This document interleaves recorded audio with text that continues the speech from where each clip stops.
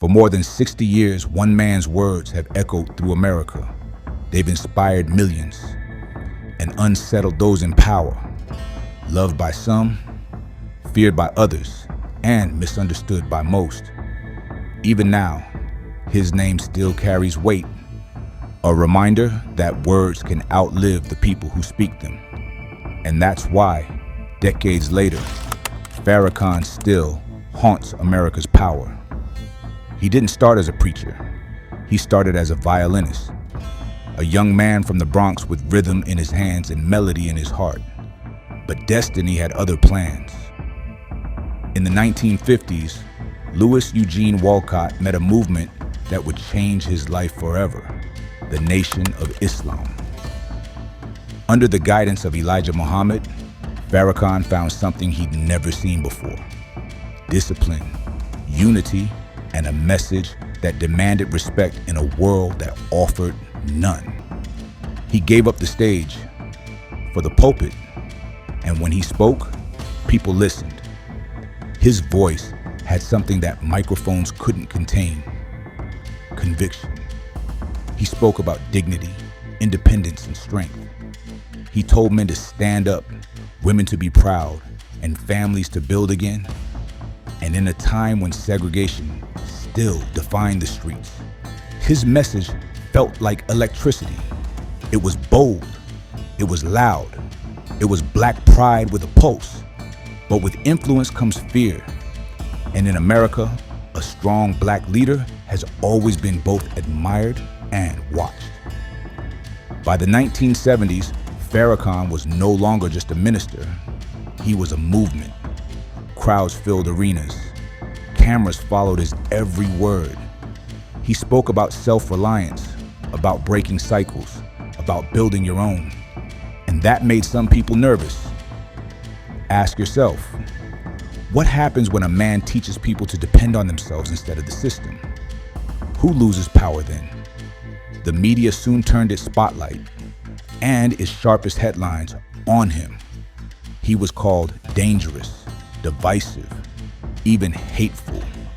Some saw a preacher trying to wake people up. Others saw a threat to the order they trusted. In 1984, a single comment changed everything. He spoke about Jewish influence in politics and finance, and the backlash exploded. Newspapers branded him the new Hitler. Television hosts demanded apologies. Politicians distanced themselves overnight. To his critics, it was proof of hatred. To his followers, it was proof that he was right, that truth always makes the powerful uncomfortable. Controversy became his shadow. Every sentence, every sermon was dissected and replayed.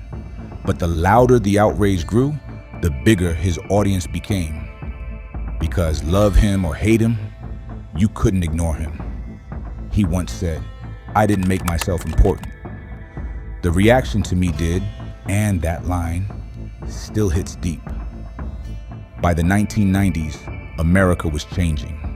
So was Farrakhan. He wanted to prove something the world never expected: that faith could unite, not divide. In 1995, he called for one of the largest gatherings in U.S. history, the Million Man March. The media predicted chaos. They warned of riots, division, hate. But on that October morning, what appeared on the National Mall was the opposite. Hundreds of thousands of men standing shoulder to shoulder, not in anger, in peace, in reflection, in responsibility. No violence, no fires, no chaos, just silence, prayer, and a call to be better fathers, better husbands, better men. Even President Bill Clinton couldn't deny the power of that moment. But many reporters still called it intimidating. Why? Because when people once labeled powerless stand together in unity, it challenges every idea of who's in control. From that day on, Farrakhan became more than a preacher. He became a symbol, one that America didn't know how to handle. His critics couldn't erase his influence. His supporters couldn't ignore his flaws. And that tension, that push and pull, is exactly what made him unforgettable. In the years that followed, his words kept evolving. He spoke about corruption in government, about wars fought for profit, and about the moral decay of modern America. He praised Barack Obama when hope was high, and later criticized him when promises faded. That confused people. Was Farrakhan loyal to anyone? Maybe not. Maybe he was only loyal to truth as he saw it, but the truth in his mouth always came with fire, and not everyone could stand the heat. As social media grew, his message found new life online. Clips from his speeches flooded YouTube and TikTok. Some saw wisdom, others saw hate. But even when major platforms began removing his content, the curiosity only grew stronger. Banning him didn't silence him, it amplified him. His name became a code, whispered in comments, quoted in rap songs, debated on podcasts and classroom screens. From Kanye West to Ice Cube, from Jay Electronica to Malcolm X's daughters, his influence kept resurfacing decade after decade. So, here's the real question. If a voice keeps coming back long after you've tried to erase it, maybe the problem isn't the voice. Maybe it's what it reveals. Farrakhan often said America was built on two faces, the dream and the denial. And every time he spoke, he forced people to look at both. He reminded a nation that you can't preach freedom abroad while ignoring pain at home. That kind of truth doesn't fit neatly into headlines, so instead, they made him a headline, a controversy, a warning label. And yet, the man kept speaking.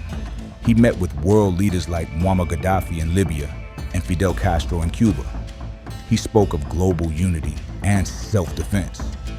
To Washington, that sounded dangerous. To his followers, it sounded fearless.